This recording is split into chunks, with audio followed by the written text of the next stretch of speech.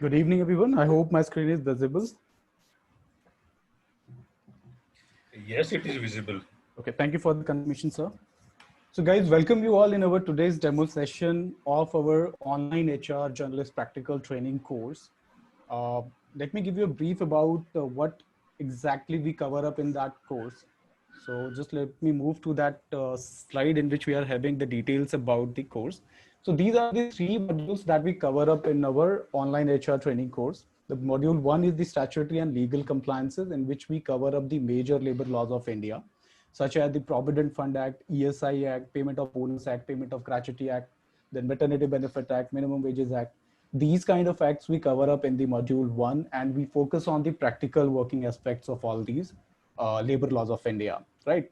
In this module one, these Provident Fund Act and the ESI Act are the bigger acts, and it takes the maximum time to complete this module one. The second module is the compensation benefit, in which we give a practical knowledge on the CTC structuring and understanding of these components. And we discuss about the CTC gross and net salary, how to calculate the CTC gross pay and the net pay of the employees, then how to process the monthly payroll of the employees, considering all the real life scenarios such as overtime, leaves, then reimbursement cases, full and final settlement. So considering all the real life scenarios, we teach how to process a monthly payroll in Excel. Then we have a dedicated session on the income tax, that is the income tax calculation, understanding of all these sections of the Income Tax Act in respect of the salaried person, and then how to do the calculation of the income tax, and how to make an automated income tax calculator considering two tax regime in the current financial year, how to pick up the most effective tax regime for the employee. Then we learn the calculation of professional tax, labor welfare fund, the loss of pay of the employees, overtime payments, leave and holidays, full and final settlement. So these all things we discuss on the practical basis in the module two, that is the compensation and benefits. Third module is of recruitment and selection, in which we again discuss about the job description, specification, sourcing strategies, live training on the Naukri.com, on the live portal of Naukri.com, sourcing skills, screening methodologies, mass mailing and job postings, LinkedIn, ATS, RMS, then how to source candidates from the social media for the recruitment, and how to write a resume, and understanding about the interviewing skills. So these things we cover up in the recruitment and selection models. So combination of all these is the complete course that we are offering, right? So today is the demo session of this course, in which we have picked up this topic, that is the Provident Fund Act, right? So today we would be discussing the Provident Fund Act. But before moving to that topic, I would like to have a poll here, mainly for the understanding of kind of audiences we are having today. So I'm just launching this poll, and you just need to answer with your experience range. The poll is live. You can share your inputs. You just need to share your experiences, whether you are a fresher or experienced person.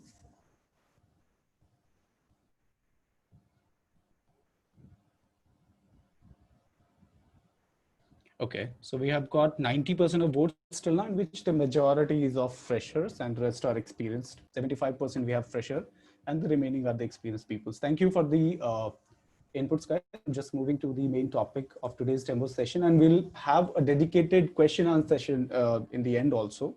So if you feel any doubt or questions coming up, you can ask in the chat box, and our team will answer that. And today's demo topic is Employees Provident Fund and Miscellaneous Provisions Act 1952. Let me stop my share and start it again.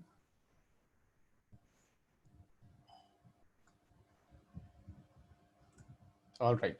So today's topic is Employees Provident Fund and Miscellaneous Provisions Act 1952. So we are going to discuss about this act, about the applicability of the act, then what was the objective of bringing this act in the constitution, then what are the benefits which are available to the employee, which all schemes are there under this act, and then what are the practical working aspects of this act. So we are going to discuss all things in details, right? And in the between, we'll keep asking the polls and question with you guys also. Right. So let's get started. So as you know that every act has some objective, right? There is a reason to bring any act in the existence, right? So this Employees Provident Fund and Miscellaneous Provision Act also have an objective, that why this act was brought, right? So the main objective of this act is to provide the social security and the retirement benefits to the members. Who are the members? Members are the employees who are registered under this act. So this act aims to provide the social security and retirement benefits to those who are registered under this act and are the members of the Employees Provident Fund. Right? What all benefits are available under this act? What exactly this act provides to the registered members? So the benefits are, the first and very important, that is the Provident Fund. So Provident Fund is a saving that this act also offers, the saving to the employee, that the employee can save some amount for their retirement. The second one is the superannuation pension. It also provides the monthly pension to those people who are retired after completing the age of superannuation, that is of 58 years. And this act also provides the disability pension to those people who have lost their earning capacity because of the employment injury or the employment diseases, right? So this provides the disability pension to those employees as well who cannot work anymore because of the employment injury. It also provides the family pension and the deposit link insurance. Now this family pension and deposit link insurance, this becomes active in case of death of a registered member. And these benefits are given to the family members of those employees, right?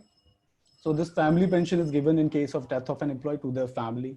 Deposit link insurance is a kind of insurance that has been offered under this act to the employees. In case of death, this benefit is given to the family members of that employee, the nominee or the legal heirs of that employee.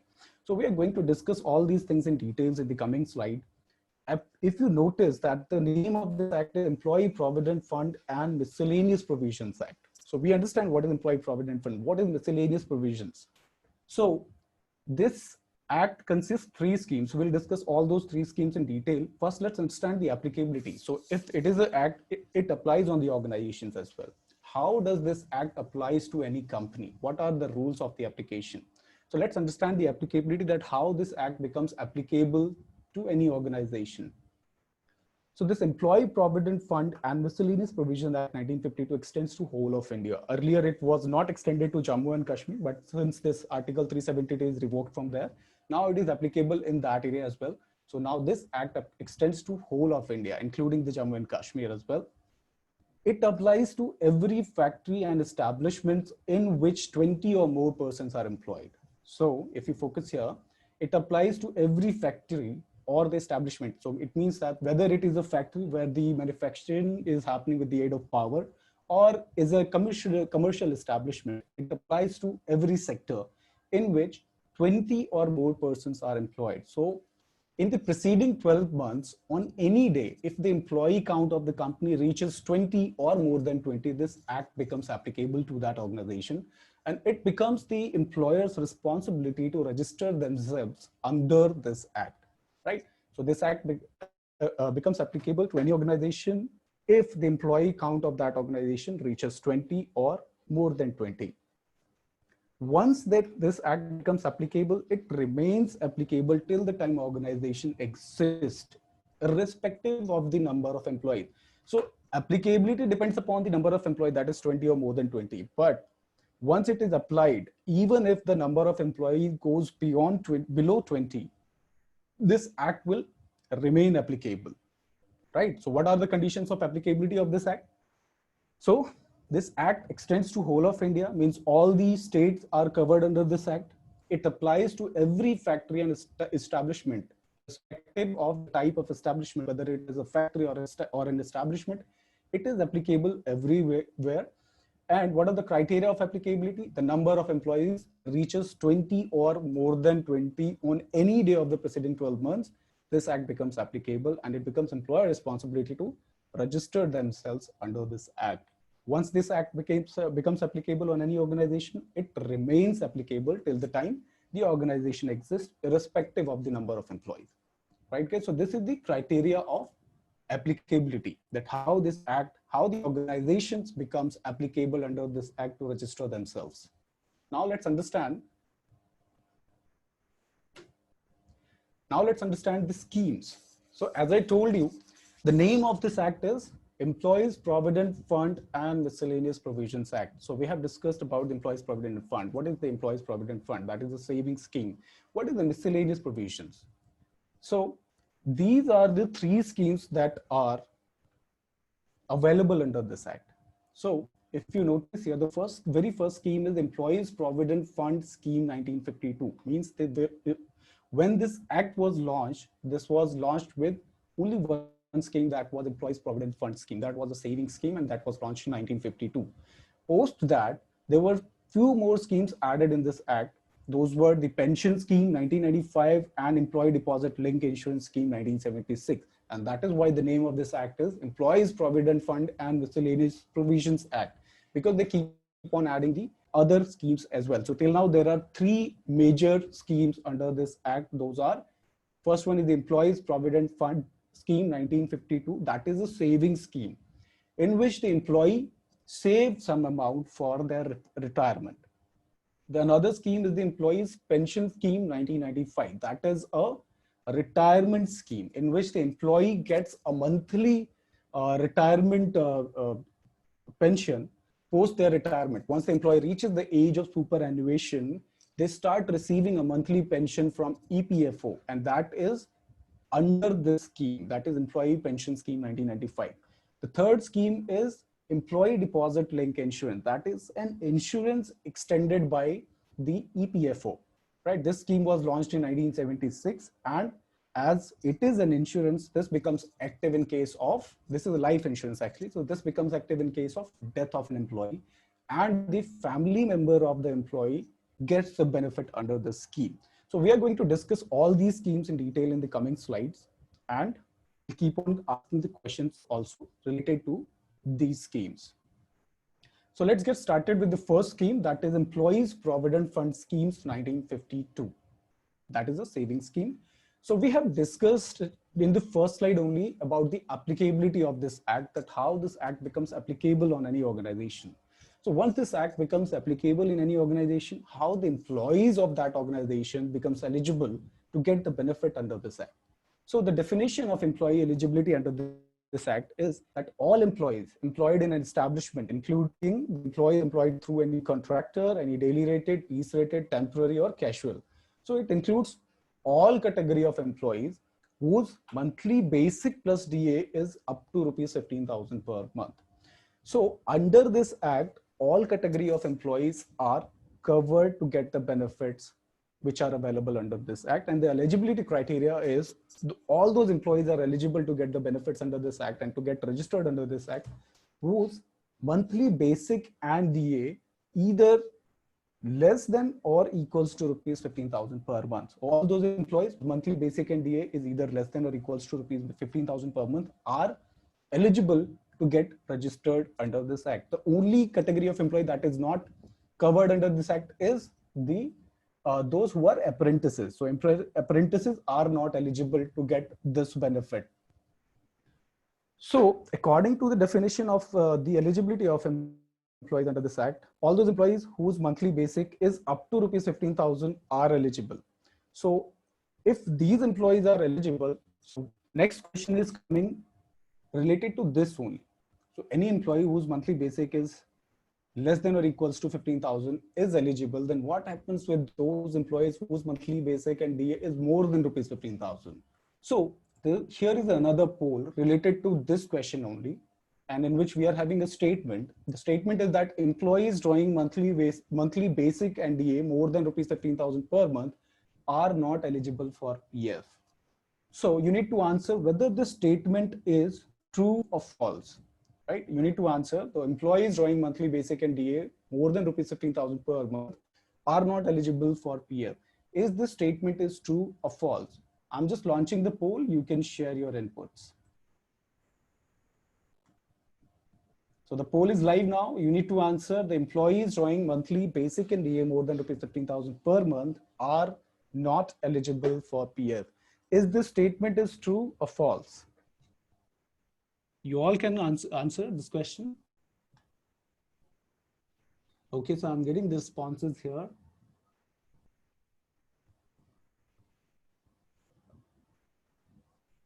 Okay. So till now, the majority is saying that this statement is false. I've got 75% of votes till now in which the majority is saying that this statement is false. Around 68% people are saying that this is false, and only 33% are saying that this is true. So yes, guys, this statement is false, not completely false, but there are few cases that needs to be considered to check the eligibility of an employee.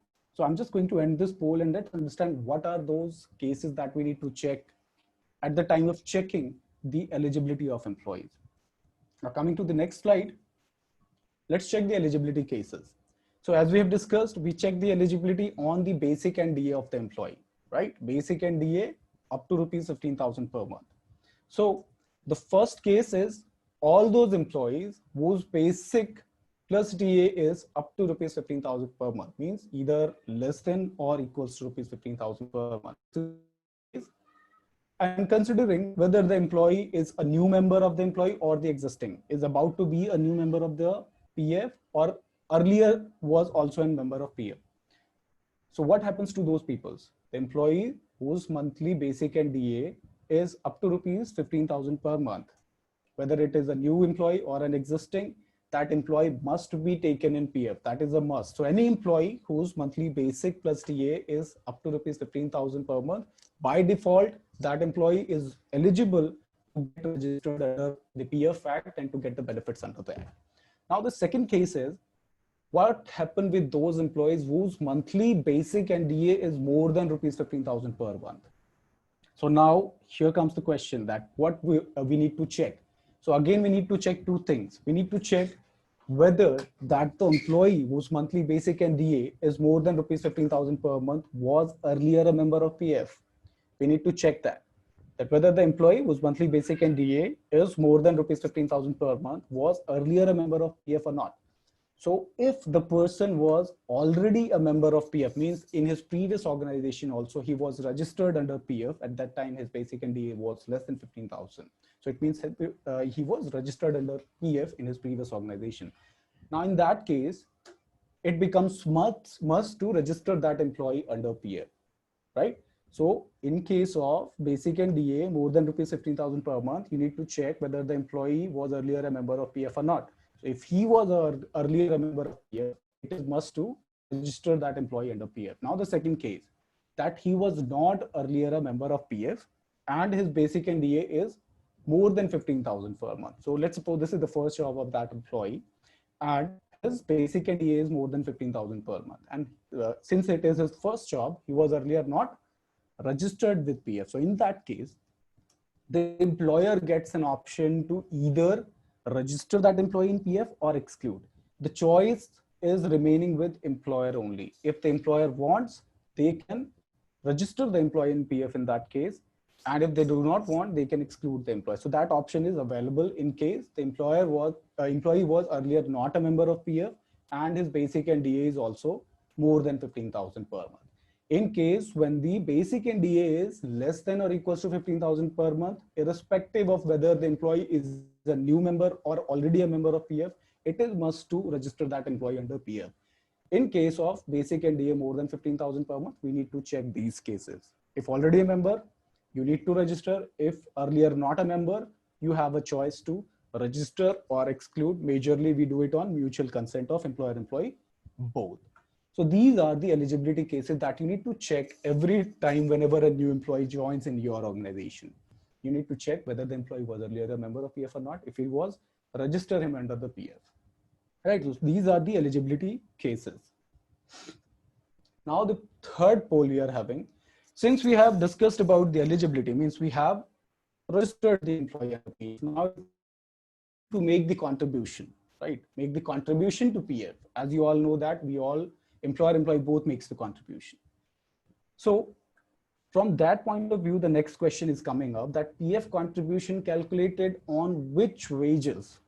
The options are, option A is basic plus TA, option B is gross minus HRA, option C is total gross, or option D is B and C both can be considered. B and C are gross minus HRA and gross both can be considered for the PF contribution. So I'm just launching this poll and you can share your inputs on this question as well. PF contribution calculated on which wages? on which wages we calculate the PF contribution. Option are basic plus DA, gross minus HRA, gross, or BNC both, that is gross minus HRA and gross salary. Okay, I've got 44% votes only till now. Please vote, guys. All right. Okay, got 76%, 78%. On 80%, I'll stop the voting. So we have reached 80%. Let me end the voting and let me tell you the result. I'm sharing this result with you guys actually. So guys, the majority have answered that we contribute PF on basic and DA. For only 14% have answered that we contribute PF on gross minus HRA, and 20% have answered that we can consider B and C both, and only 9% have answered that we can calculate on gross. So with this poll result, if you can notice that there is a lot of confusion nowadays on the PF wage, that on which wages actually we should calculate or contribute the PF amount. So this is a discussion point actually, that on which wages do we need to contribute. That because the basic and DA, this is a gone thing. Nowadays, we do not calculate on basic and DA, and we have got the maximum votes for this 56% only, that most of the people are saying that we contribute on basic and DA. So guys, this basic and DA is a gone thing. Nowadays, we do not calculate on basic and DA. The correct answer is option D, that either gross minus HRA or on the gross salary, you can contribute the PF, right? So the option D is correct, that both B and C can be considered for the contribution of PF. Now, why so? Why is this lot of confusion coming up? So we'll discuss all these things in the coming slides as well. Moving to the next slide. Thank you for your inputs. Now, PF wages for contribution. If you all remember, who are already working, if you all remember that there was a judgment in the 2019 from Supreme Court on the calculation of the PF wages and the allowances on which the employers were not calculating PF. Prior to that judgment of Supreme Court, majority of the employers used to calculate the PF on basic salary and dearness allowance. As I said, now this is the one thing. Nowadays, we do not calculate the PF contribution on basic salary and the dearness allowance. We used to do it before Supreme Court's judgment in 2019. Now, post that Supreme Court's judgment after 2019, the employer got categorized in two categories, divided in two categories. The half of them have started contributing on gross minus HRA, and some of them have started contributing on gross salary. Those who were calculating PF on gross minus HRA were giving a reason that since the house rent allowance is the reimbursement that they are paying to their employees for their rents, that is why they are excluding the house rent allowance for the calculation of PF. And those who were not willing to take any kind of risk, and who were willing to remain 100% compliant, they have started calculating PF on the entire gross salary. Now, if you say that if we'll calculate the PF on entire gross salary, the PF cost will be very high. So guys, for that, you have an option to limit your PF contribution on maximum 15,000. Now, this option is available in all kind of cases, that you can limit your contribution of PF on maximum 15,000. So for an example, if somebody's gross salary is 50,000 rupees, and if you have to contribute their PF, you can maximum calculate the PF contribution on 15,000 rupees. And that is legally fine, legally acceptable. This option is there in Employees Provident Fund Act only. Right, now coming to this thing, that why this much dispute, why this much confusion, that on which wages we need to calculate the PF. So let's first understand that what is the source of that dispute, why this confusion have arisen. So the source of dispute have come from these two sections of Employees Provident Fund Act only. So in Employees Provident Fund Act, there are two sections, Section 2B that defines the basic wage, and Section 6 that tells us about that on which components we need to make the contribution of PF. So if you notice here in section 2b, that defines the wage, basic wage. So section 2b gives us the definition of basic wage. What is the meaning of basic wage? It defines that. So according to the definition of section 2b, the basic wage means all emoluments which are earned by employee while on duty. When it says all emoluments which are earned by an employee while on duty, means that all emolument includes the basic salary plus allowances as well, right? First thing is this that needs to be considered. Second thing that they are saying that, but does not include. Basic wages defines this, that all emoluments which are earned by an employee during the duty, but it does not include the cash value of any food concession, any dearness allowance, house rent allowance, overtime allowance, bonus commission, or any other similar allowances payable to the employee in respect of his employment or of work done in such employment. Third thing, any presents made by the employer. So all emoluments which are earned during employment are known as basic wages according to this definition, but these things are not considered as basic wage. Those are the cash value of any food concession, dearness allowance, HRA, overtime, or any presents made by the employer. So now this is the definition of the basic wage under the Act. Section 6, that gives an abstract about on which components we need to calculate the contribution. So this section is saying that the contribution which shall be paid by employer to the fund shall be 10%. Now it is 12%. This is according to the Act. Now it is 12%, shall be 12% of the basic wages, dearness allowance, and retaining allowance. So now if you notice here in the definition of basic wage, they have excluded the dearness allowance, but for the contribution, they are including the dearness allowance as well. Now, if you notice here in the explanation 1, for the purpose of this section, dearness allowance shall be deemed to include also the cash value of any food concessions allowed to the employee. So they have already added dearness allowance for the contribution purpose. Now they are also saying that these cash values are also applicable for the PF contribution. So here dearness allowance and cash values, these are also considered for the PF calculation. So what exactly the problem was that employers have gone through this definition only, and they have considered that all these are not the basic salary, so we can exclude them. But this is just section 2 is just giving a definition of what exactly is basic salary is meaning, right? But section 6 is giving us an example of on which components we need to contribute the PF, right? So because of these two sections only, there is a lot of confusion between the employers that on which wages we need to contribute the PF. Now, considering all these cases and all those disputes, the Supreme Court has come up with that judgment in 2019, in which they have given the principles which can be excluded from the PF wages. They have defined the things that can be excluded from PF for the calculation of PF, and those are allowances which are variable in nature, not fixed in nature. Now, if you think that the allowances that are the part of gross salary, are they variables? No, these are not the variables. These are fixed in nature, because the allowances which are the part of gross salary, the employee gets every month, right? The employee gets every month depending upon their attendances and all. So that is why that is not variable in nature and is a fix. So that is why the allowances which are part of gross salary, on those allowances also the PF contribution is required. Now the allowances which are linked to any incentive for production resulting in the greater output by an employee. So the things like incentives or the performance bonuses, these can be excluded.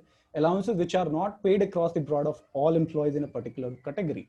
So those allowances which are not being given to all category of employees can be excluded from the PF contribution. Allowances which are paid especially to those who are availing the opportunity. Now, those kind of allowances which are available to only some category of employees, those can also be excluded from the PF contribution. Now, what exactly the Supreme Court has ruled out, what the conclusion given by the Supreme Court in that judgment was, all allowances which are under question are PF wages. Now, which allowances were in question? Any allowances which you can think of, all those allowances were in question, like the conveyance allowance, medical allowance, special allowance, house rent allowance, all those allowances were in question. So that Supreme Court judgment is of around 11 to 12 page, in which all these things are mentioned. We will share that judgment with you guys. And in the actual session of the Provident Fund Act of our course, we are going to discuss all these things in detail, taking all the queries as well.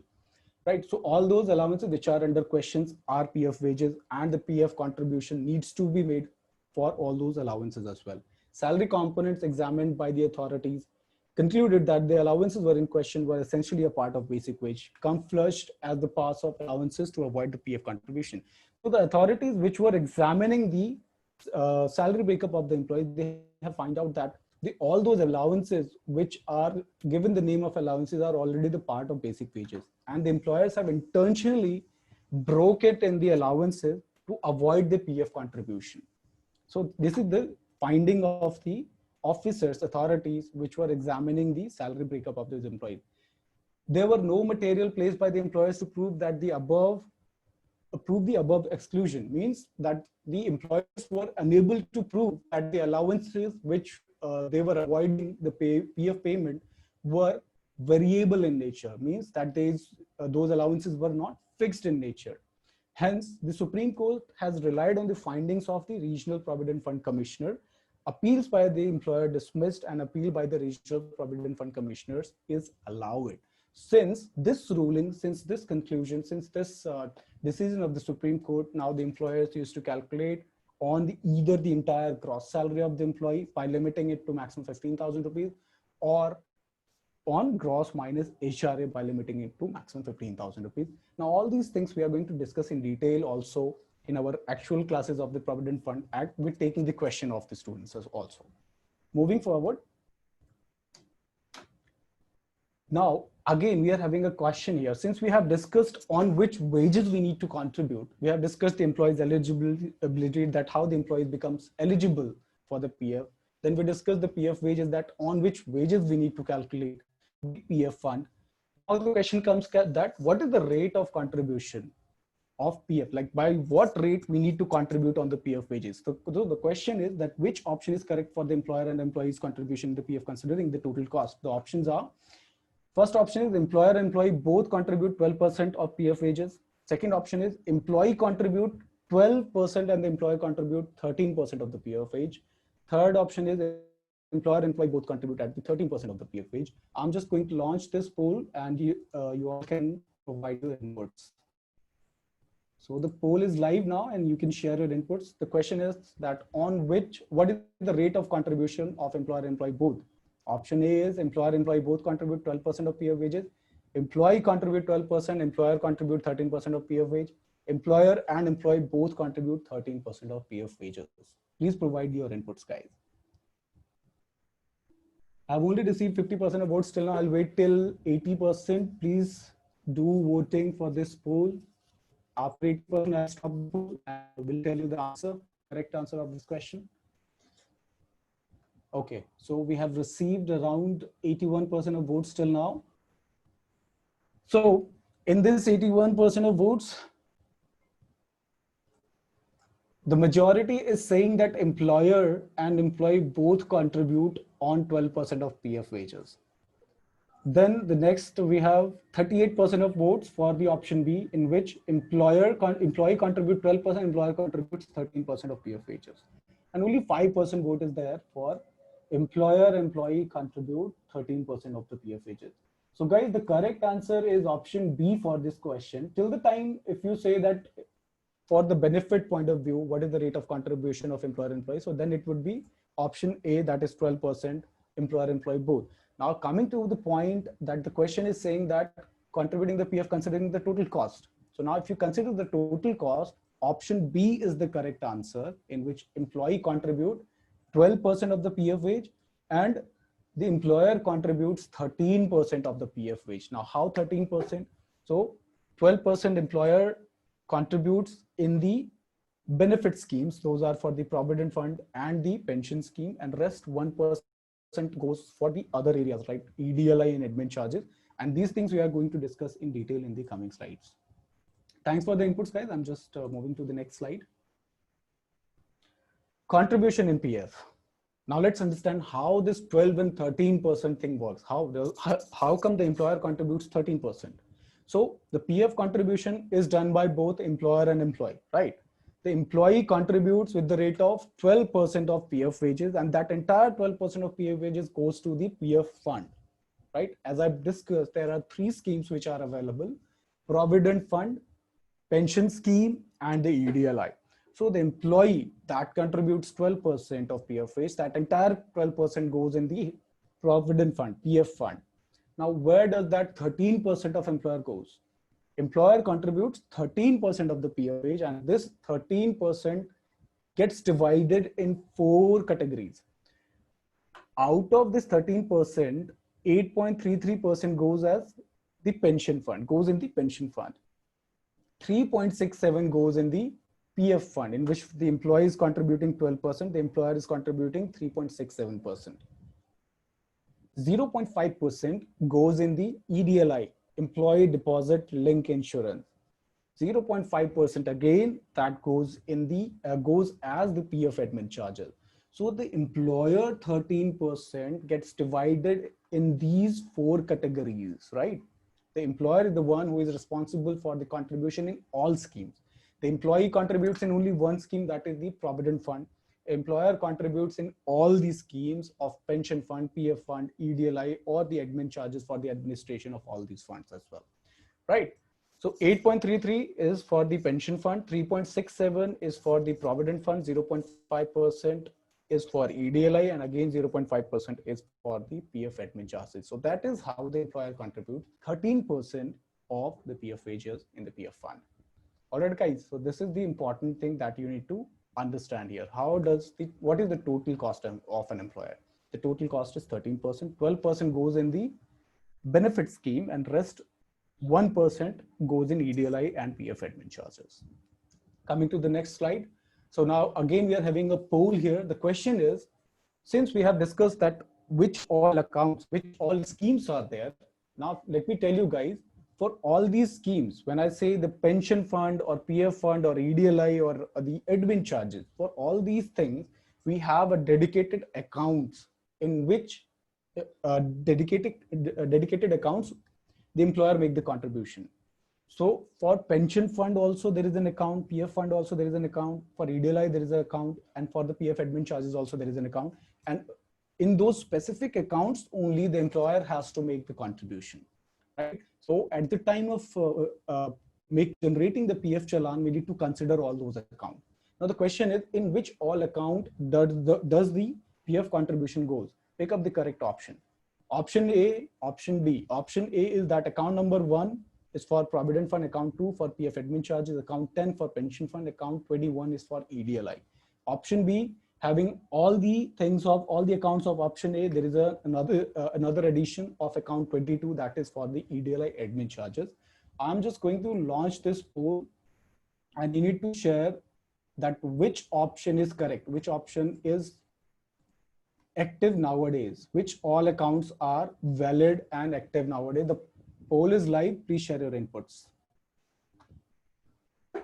In which all accounts the PF contribution goes, and which option is correct, and which all accounts are active nowadays. I've got 71% of votes till now. Please provide your inputs, guys. We'll stop the voting at 80%. Okay, so I've got the vote of 86% till now, in which option A, 61% are saying that option A is correct, and only 39% are saying that option B is correct. Right, guys? So option A is the correct answer here, because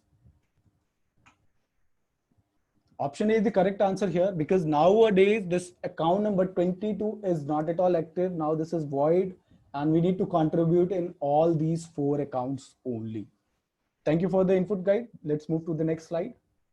So these all are the accounts here: account 1, 2, 10, and 21. Account 1 stands for the Employees Provident Fund scheme, in which the employer contributes 3.67%, employee contributes 12%, and the total contribution that goes in account number 1 is 15.67%. Account 2 is for the PF admin charge, in which the employer is the one who is contributing 0.5%. Account 10 is for the employee's pension scheme, in which the employer is the one who is contributing 8.33%. And account 21 is for the EDLI, employee deposit link insurance, in which again the employer is contributing 0.50%. Right? If you notice here, the employee is contributing in account number 1 only, that is for the EPF, and employer is contributing in all these accounts. And the total contribution of the employer is 13%, while the employee's contribution is 12%. And that entire 12% is going in account number 1, that is for the employee's provident fund. The total contribution for one employee goes 25%, the combination of 13% and 12%, the total contribution for an employee goes is 25% of the PF wages. So all these accounts are there in the PF that we need to consider at the time of generating the PF ECR. Now let's move to the next slide. PF withdrawal. We have discussed the applicability of the company, eligibility, PF contribution, PF wages and all. So since the employee have started contributing in PF, now the PF also give the authority to withdraw the PF amount. Now there are two cases in which the employee can withdraw their PF. First case is of advance. Advance withdrawal is applicable while working. While working, if the employee is in need of some money, they can withdraw the PF fund, right? So that is called the advance withdrawal, when the employee is withdrawing some amount from PF while working. So there are two options for the advance withdrawal. That is, first is the while working for multiple reasons. Now for while working, for the withdrawal of PF fund from PF, there are multiple reasons for which you can withdraw. And for all those reasons, there are some eligibility criteria also. There is some service period requirement for the withdrawal of that specific case. Plus the limit is also defined for all those reasons. So we need to consider all those things also. We are going to discuss all those reasons in details in the actual session. So first let's understand what exactly is the advance withdrawal. So employee can withdraw some amount from their provident fund while working, and the withdrawal can be done by filling form 31, and this form 31 can be filled online and offline, both. All those options are there. Another option is up to 75% of the PF fund after 30 days of resignation. So this is the new thing that have become effective. Earlier, there was a wait period of 60 days after the resignation for the withdrawal of the PF fund for the full and final settlement. But nowadays, the option is there that after resignation, after 30 days, the employee can withdraw 75% of PF funds. The employee can withdraw 75% of the PF fund after resignation and after 30 days of their leaving the organization. Again, this withdrawal also can be done by filling form 31. The another withdrawal condition is the full and final settlement. When they are withdrawing the complete amount, the advance withdrawal is applicable for PF fund only, that you can withdraw the sum amount from the provident fund only. Full and final settlement means that you are withdrawing the complete PF and pension also from your EPF account. Now, there are three cases when an employee can make a full and final settlement of the PF funds. First, the resignation, and if you want to withdraw the complete provident fund and the pension fund amount from your PF account, then there is a wait period of 60 days from the date of exit. That employee needs to wait for 60 days from the last date of working, and they can do withdrawal of the PF fund by filling form 19, and you can withdraw the pension fund by filling form 10C. Second case is of retirement. This case becomes active when the employee becomes eligible for the monthly pension. Means they may have reached the age of superannuation also, and they have done a service of at least 10 years. In that case also, they can withdraw their PF fund by filling form 19, and they can apply for the monthly pension by filling form 10D. Third case is of death. Now, in case of death also, the full and final option is there, and this full and final settlement is done by the nominee or the legal heir of that employee by filling form 20. So all these cases are for the PF withdrawal, for the advanced cases, and for the full and final settlement. In detail, in depth, we are going to discuss in the actual sessions. Since I've already discussed that this provident fund is a social security scheme, and this is mainly meant for the post-retirement benefit, but the provident fund gives an option for the advanced withdrawal as well. And we are going to discuss all the cases, all the conditions, all the eligibility criteria, and the limit of the withdrawals in the actual session, because that is a time-taking thing. We discuss all the cases, so we'll do it in the actual sessions of the PF Act. Coming to the second scheme, that is Employees Pension Scheme 1995. Let's start with a poll here. The question is, an individual who joins PF after 1st September 2014 and his or her basic plus TA is more than rupees 15,000 per month can be a member of pension scheme. So means any employee who becomes the member of PF after September 2014, whose basic NDA is more than rupees 15,000 per month, can be a member of pension scheme. I'm just launching the poll, and please provide your inputs in yes or no. Any employee who joins PF after September 2014 can be a member of pension as well. Please share your inputs in yes or no. Any individual who joins PF after 1st September 2014 and their basic NDA is more than rupees 15,000 per month can be a member of pension scheme. Yes or no?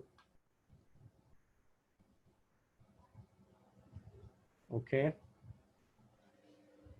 So I've got 75% of votes till now, 77%, 81%. I'm just going to end the poll now, in which the majority is saying that 72%, 72% are saying that yes, they can be a member of pension scheme, and only 28% are saying that no, they cannot be the member of pension scheme. So guys, yes is the correct answer. No is the correct answer. Those who have become the member of PF after September 2014, and if the basic NDA is more than 15,000 per month, they cannot be a member of pension scheme.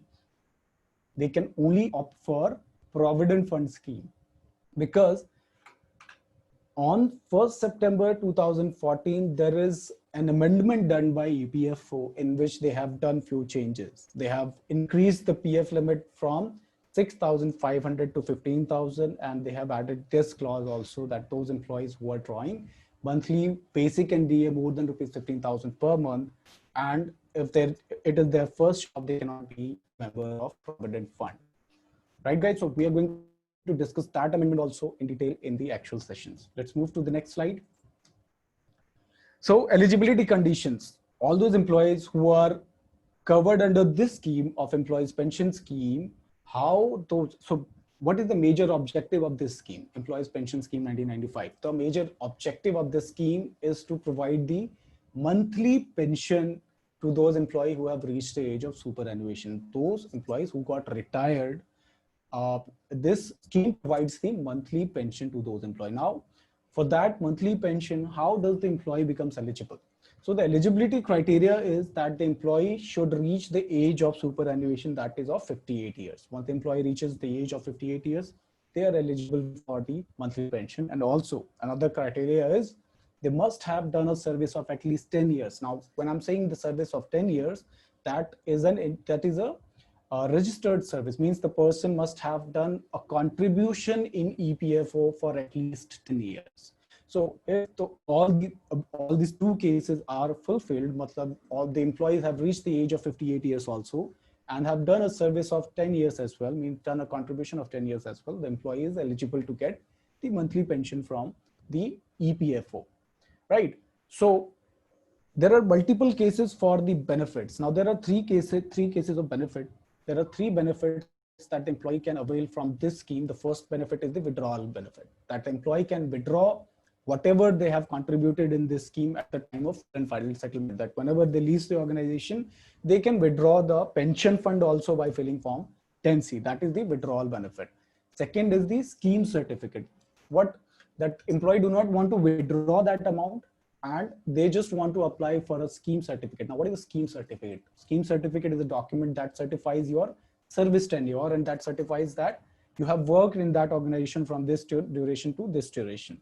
So those employees who do not want to withdraw their pension funds and want to continue the services, because whatever you withdraw from the pension fund, that duration becomes void. So to continue their eligibility criteria in the pension fund, the employees apply for the scheme certificate as well. Now, what is the scheme certificate? We are going to discuss this in detail in the actual sessions. Third benefit is the monthly pension. Those employees who have got eligible under this act can apply for monthly pension as well. So all these three benefits are available for the employee, that they can withdraw their pension fund, they can apply for the scheme certificate, and they can apply for the monthly pension as well from the EPFO. Now, the question coming up, this is the next poll we are having here, is the pension contribution. Can a PF member continue to be a member of pension scheme after attaining the age of 58 years? This is the question. And you need to answer in yes or no.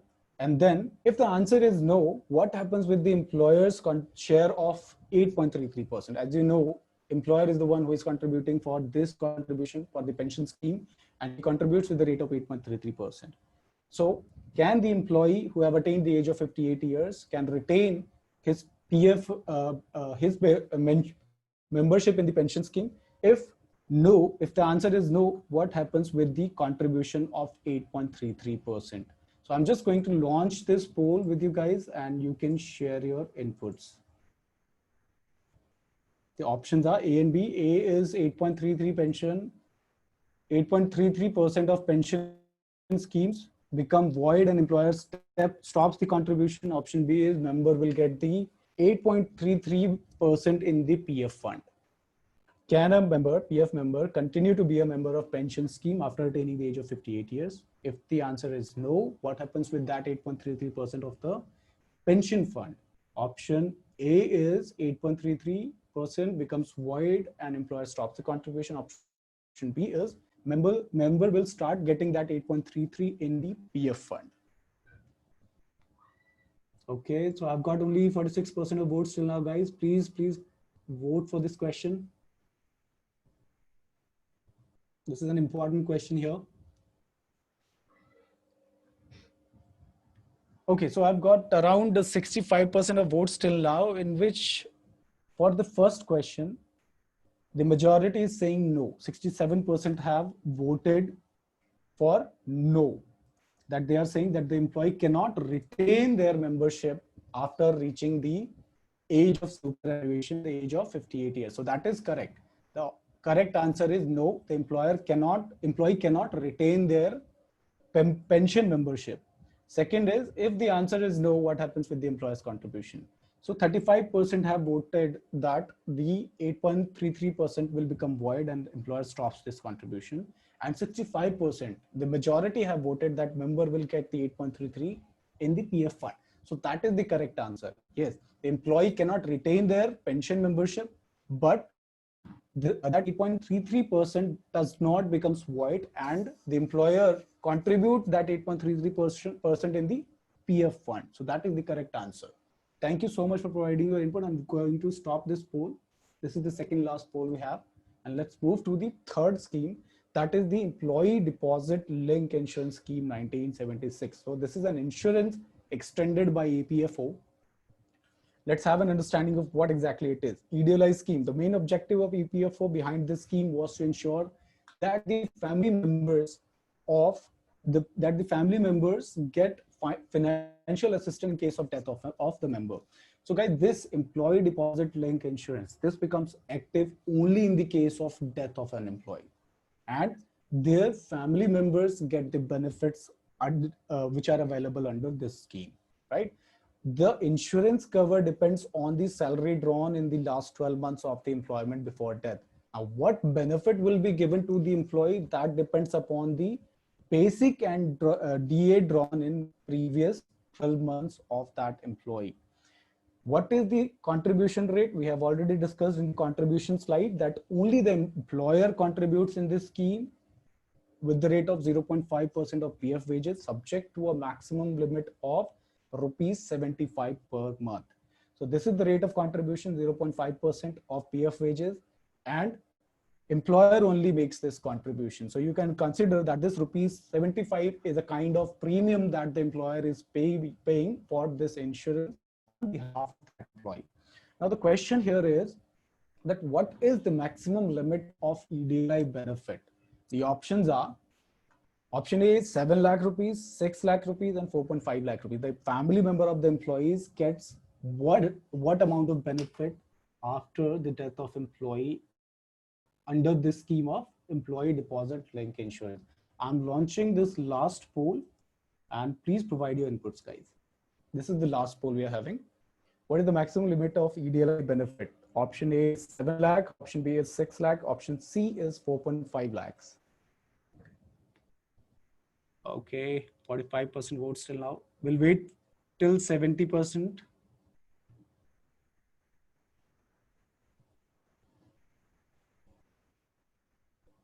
Okay, so we have got 71% of votes till now, in which only 17% is saying 7 lakh rupees, 58% are saying 6 lakhs rupees, and 28% are saying 4.5 lakhs. So guys, this threshold of EDLI benefit is amended in this last August month only, and now the revised maximum limit is 7 lakh rupees, and the minimum limit, minimum benefit which is available under this scheme is 2.5 lakh rupees. So the correct answer for this question is option A, 7 lakh rupees. Thank you for the inputs, guys. I'm just ending this poll and moving to the next slide.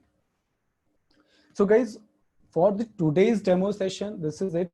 Now we have discussed all these three schemes: employees provident fund scheme we have discussed in detail, pension scheme, and the EDLI scheme we have discussed in brief because of the time shortage. And we'll discuss all those things in detail in our actual sessions of the course, right? What exactly we'll be discussing under this act in the actual sessions of the course are on the screen here. We'll discuss all these things which are available under this, all these three schemes: eligibility, contribution criteria, calculations, benefit, withdrawal. Withdrawal is something which is very important because employees keep asking about the withdrawal conditions, that how much amount they can withdraw, and are they eligible for such specific withdrawals or not? What is the process of the withdrawal? Which all forms needs to be filled? What are the documents which are required for the withdrawal? So this is an important section. So that's why we have kept it for the main session, so that we can discuss with the patients and can take all the queries of the students as well. The second one is the employee pension scheme. Again, we'll discuss all those things: eligibility, contribution, benefit, withdrawal schemes.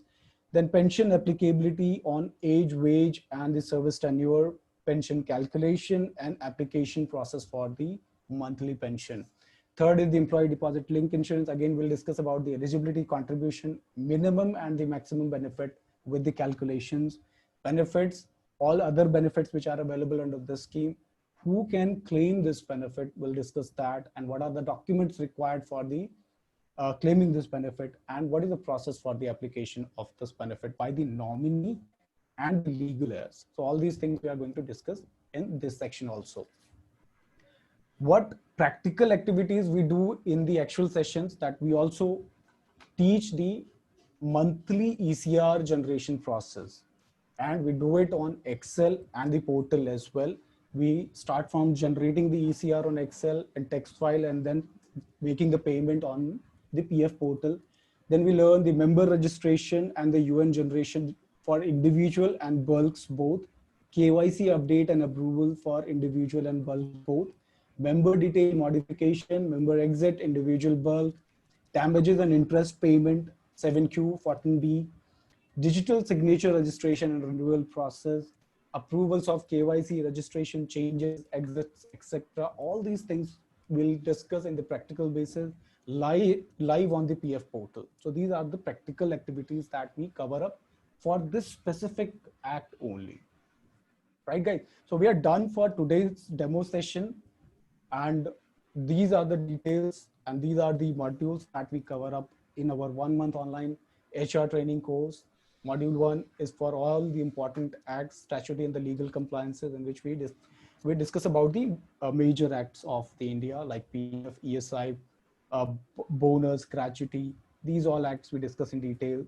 Second module is the compensation benefit. We discuss about the CTC structuring, understanding of the components, calculation of the gross net and the CTC, payroll management, considering all the real life situations, income tax calculation, professional tax, labor welfare calculation, loss of pay, overtime payments, leave and holidays, full and final settlement. All these things on the practical basis.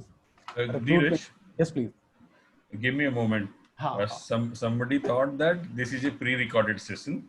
I just Oh God. wanted to give a trust that this is not pre-recorded. We muted everyone just to have a error or disturbance free class.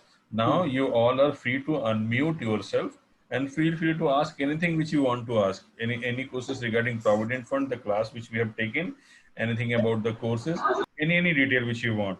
But let Dheeraj complete first. I am Ha. muting myself, but feel you all can unmute and ask questions. But let Dheeraj sir complete whatever he wants to share you.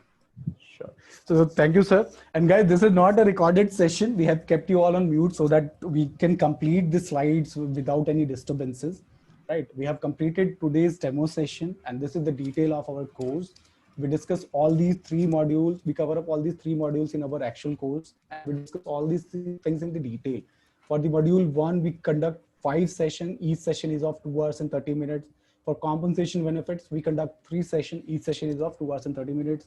Recruitment selection takes 2 sessions, right? So in total, this course is of 10 sessions, and each session is of 2 hours and 30 minutes. Timings are 4 p.m. to 6:30 p.m. And the charges for all these three modules is 1,500 rupees for each module. If you want to go for all these three modules, the charge there is a discount of 1,000 rupees, and the total cost will become 3,500 rupees for all these three modules. And these are some of the appreciations given by our previous students. And this is the kind of certificate that we issue to our students, that is the certificate of completion. And this is a webinar that we have conducted with Aligarh Muslim University on the topic of compensation and benefits management. This is then another webinar that we have conducted with this Shri Siddhividayak Institute, that is a management institute. And this was again on the compensation and benefits management. These are some of the testimonials given by our previous students. These are the appreciations given by them. Some more appreciations, right guys? So now for this session, we are done. If you have any questions, any doubts, please feel free to ask. You can unmute your mics, you can ask your question, or you can leave your question in chat box as well. Please ask your questions, guys.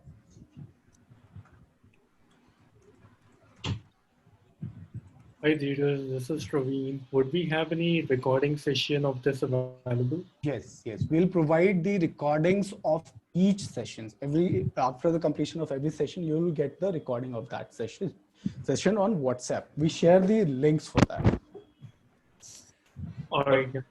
We would be sharing today's recording as well, and whatever class we conduct in our actual courses. Apart from sharing study material on each and every topic, we share the entire classroom recording as well. Whether you have attended the class or anyone who has missed the class, this recording will go to each and every student. And whenever you feel, you can attend the entire class. Hello, sir. I'm Madhuri. Hi, Madhuri. It was very good and quite informative. I just had one doubt. Will we have more of practical knowledge on this, like how exactly this works in the area? And I mean, like kind of practical knowledge, how will that go through? Yes. So see, for Madhuri, for these acts, on Saturday, we discussed the conceptual areas and the recent changes, recent amendments of these acts. So an entire 2 hours and 30-minute course for those theoretical and the conceptual area. On Sunday, the Sunday session is completely for the practical aspect. And we start working from making the ECR challan of the PF Act, and then understanding the entire PF portal, that how do we register an employee on PF? How do we mark exit to that employee from PF? How do we update, approve the KYCs on PF? Right. So all those things which are available, all those day-to-day activities that an HR needs to do on PF portal, we do all those things on the Sunday session. Right. And we follow the same concept for PF and ESI and other acts as well. And to add on to that, practical area, under practical classes, you would be calculating the provident fund. You would be understanding how the challans, monthly challans are made. You would also be understanding how we log in into the government website and make payment. If I talk about the compensation and benefit class, which is more of CTC, salaries and payroll, you would be calculating, designing CTC structure. We would be sharing your practice sheet to do payrolling. So their more concentration is on practical areas only. Whatever we have done today is more of a conceptual understanding of the class. Now, next step would be making you understand how to make challan, PF, ESI कैसे कटती है, salary के कौन से part में, how the ECR is made, how it is uploaded on the government side, how the payments are made. All practical areas you would be understanding in the class. Thank you, sir. And I just had one more doubt. What are the job roles expected after completing this course? What can we expect us to, transform as? Look, I have another colleague of mine by the name Preeti, and I would request Preeti to answer this.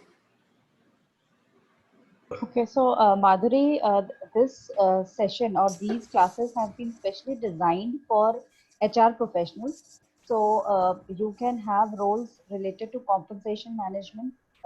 There are roles which you can be expert on recruitment, and definitely as a generalistic profile also you can take up roles. So these are the kind of roles that you can take up. Also, finance people who are more linked to HR. So over there, during the compensation and benefit, where we take care of the payroll, and our pure finance guys, even they will have a good understanding of what are the compliances related to the payroll of HR. So it is useful to them as well. Thank you, ma'am. And ma'am, will we get in one-on-one sessions if in case on Saturday, Sunday, there are some doubts which we couldn't clear and throughout the week we want to get through? Yes. So see, these courses that we run are coming back to back. So suppose you miss one session and you have paid for that, and we are having another session for a different batch, we'll give you a permit to enter that with that group and you can finish the course. So we are very flexible Preeti, she on was, that. And if you have any doubt Madhuri was clearance, inquiring. definitely Mr. Dheeraj sir and Anil sir and me, we are always available to clear up your doubts. Okay, ma'am. And by when, like in 1 month, can we complete the 3 modules or each module takes time? Yes. To be more precise, it is not 1 month, it is 5 weekends. Okay. Total 10 classes would be there. We conduct classes on Saturday and Sunday, and trust me, from Monday to Friday, we remain busy in clearing doubts. In case anybody wants to speak, there are many candidates who need some kind of hand holding as far as this career counseling and guidance is concerned. So there are 4 faculties in total, including me, Dheeraj and Preeti, and we have sort of adopted few candidates who always remain in touch with us. In case any interviews is coming, they take some feedback what to do and what not to do, sort of. So all these supports would also be there. One can contact us any moment in case you want to understand anything, or in case you want to attend any class again. All those things are possible. Thank you so much, sir. Thank you, ma'am, for all the. Thank you, Madhuri. Thank you. Thank you, Madhuri, for your kind words. Thank you very much.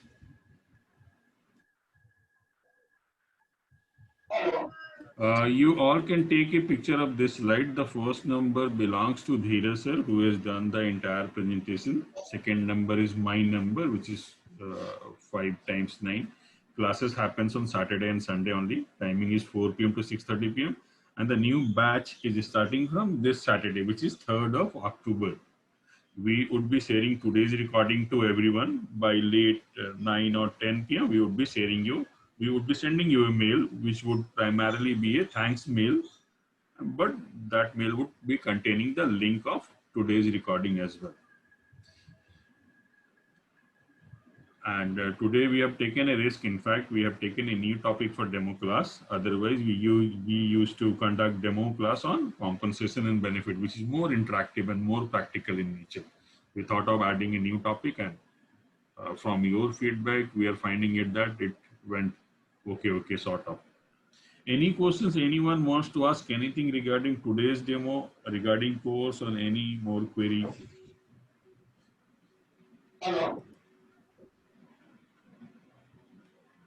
Okay, can we close for today, Dheeraj? Dheeraj, anything which you want to add, or Preeti, you want to say anything? I think we would be more happy to answer questions because I think Dheeraj has covered everything, right? Also for about the course and about the fee structure and everything. So if anybody has something which is not answered, maybe we can take that, maybe 2 minutes, and then we can close. And please feel free to call us on these numbers, guys, for any kind of clarification or any updates on the course. Dheeraj, it is good to see that in such a short period of time you have conducted. The session was really good. I personally like that. Thank you, sir. जो Thanks. मैं बाद में भी बोल सकता था, but I thought of sharing it. Okay, Anu Samanta has a question. So, Anu, Anu, Preeti, yes, let me take that. yeah, yeah. In case you miss any class, look, study material you would be getting on each and every topic. Study material is there and live classroom recording is there, which you would be getting. Even if you miss, you would be getting the classroom recording, which you can attend as per your convenience. But if you want to attend the live interactive class, you are free to do that. Up next class, जब भी वो होगा, if you want to attend that, we would be allowing you to attend that class. So study material is there, live recording is there, and the chance of attending that class again is there. And we are always available as a faculty. If you want to understand or speak to us regarding any query, you can do that. Shruti, the recordings are all updated and uploaded in YouTube channel. We have our own YouTube channel, and it is at a click of a button. You don't need to jam your mobile or laptop. Shruti, Anytime it is available in the cloud. So it's not a problem. Shruti, we have not checked whether those videos are downloadable or not because वो 2.5 घंटे की video है, 2.5 hours videos. We have never tried, and we are, to be very frank, we are not aware whether anybody has tried downloading those videos or not. But it is 2.5 hour video, and we have link. We will share you the link. There is no point to download those videos. Adrika, there is no assignment or no test, but yes, definitely we give a lot of practical sheets, for example, making of a compensation, filling of a form, things like that, which are practical oriented. So these kind of assignments we give for practice, but there is no test that you need to do. Preeti, there is a question. I would like you to take this. Do you provide placement assistant? So see, basically we are a consulting firm and we are into placing people, and definitely we give preference to our students when it comes to any kind of an HR opening, because we we are confident about our students that whatever we have taught them, they would be doing well, and we also have an interaction, so we know the communication and things like that. But if you say that after doing this course there is a job, uh, I mean, it will be more, we cannot tell you yes, but yes, 100% assistance is what we give.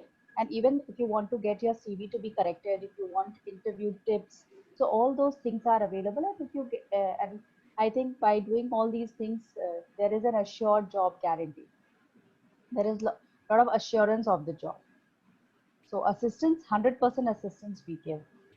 Rahul, have I been able to satisfy your answer? If you visit our LinkedIn pages and Naukri.com, you will find our ad. You will see that currently we are looking for HR professionals for Manesar and Calcutta. So whenever we get any kind of opening of for HR, we prefer our own candidate. So if there is an opening, we would be recommending you first. We are primarily a HR consulting firm, majorly into recruitment. So opening keep on coming to us, and we would be definitely preferring our own candidate for any kind of opening. But anybody, if asked for guarantee, that would be slightly difficult. Okay, Shruti, you are most welcome to call us anytime for enrollment. We would be very happy. In fact, we are looking forward to have good and interested students. And also, Adira, for the payment link, if you can call on to Mr. Dheeraj and Anil sir, we'll provide you the payment link. If you go to our website, there is a direct payment line available. So we will be assisting you that. You just have to give us a call, or you have to go to our website, and there is a payment link to enroll for this particular course. We are very active on WhatsApp as well on both these numbers. Dheeraj sir is also very active on WhatsApp, and I also remain active on WhatsApp. So even if you send a message, we would be sharing you all details regarding the course. Yeah, so And then Rahul, you just need to call Dheeraj sir and Anil sir and WhatsApp them, and we will provide you the link to get yourself enrolled. This is for Rahul as well. Okay, Pooja, Pooja has a question that will this course help in change career from IT? So, Pooja, most of the people who are into IT, they do look for a career change in HR. So, this course can be of good help because you have roles like program management and project management. You have roles in when you are developing a software related to HR. So, this course can be of very good help because nowadays we are talking of automation of the HR processes. So we have already automated partially the recruitment and compensation. So also for legal compliances, also people are working on creating a software or a tool. So definitely this course will give you a good insight to HR, and you can have a you might be able to shift to an HR career.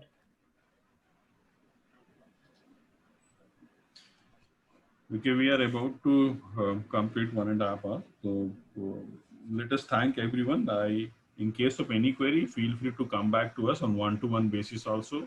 As I said earlier, we would be sending you today's recording. Our mail would be containing our contact detail also. Feel free to come back to us for any kind of query. Classes are starting from this Saturday. So can we close for today, Dheeraj? And let me thank you, all participants. You people are very decent and nice guys. We conducted the entire session with ease. Thank you, everyone. Thanks for your Thank you time. so much, guys. Thank you so much. Be safe. Take care. And I have shared our So YouTube and Pooja, LinkedIn. we do have ATSs for which we give live demo. So we have our Naukri site for which Preeti, we do we would be covering three ATS. ATS. Taleo is there, Talent Pool is there, then Naukri RMS also we would be discussing in We'll detail. be discussing. So we will give you a good insight on all the ATSs. Yes, Adrika, one can join from any Saturday. Normally, from Saturday we start a new topic. So one can join on any Saturday, and once the entire 10 class happens, the course gets completed. उसके बाद भी अगर आपको लगता है कि नहीं, you want to attend that particular class once again, you are free to do that. We would be allowing you. We would be happily allowing you. So thanks for your kind words, everyone. Thank you so much, guys, and Let's hope to see all of you in our classes. You'll have more interaction. Thank you, ma'am. Thank you thank for the you, session. thank Thank you, you. guys.